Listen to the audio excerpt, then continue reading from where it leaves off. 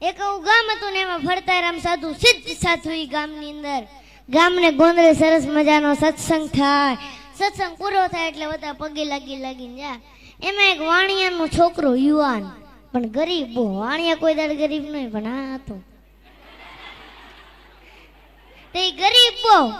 તે બધા પગે લાગીને જતા રહે ને તોય ગુરુભાઈ એમને શાંતિ બે. તે એકવાર સાધુએ એને પ્રશ્ન પૂછ્યો કે ભાઈ તું કેમ બે? એને કીધું ગુરુ સવારથી સાંજ સુધી મહેનત કરું છું, પરસેવો ફાડું છું, પણ ગુરુ રાત્રે ખાવાના રોટલાનું થતો નથી. ગુરુ દયાળુ બહુ હતા. આંખ બંધ કરી અને આ માણાનું પ્રારબ્ધ જોયું. પ્રારબ્ધ મતલબ એનું ભાગ્ય જોયું.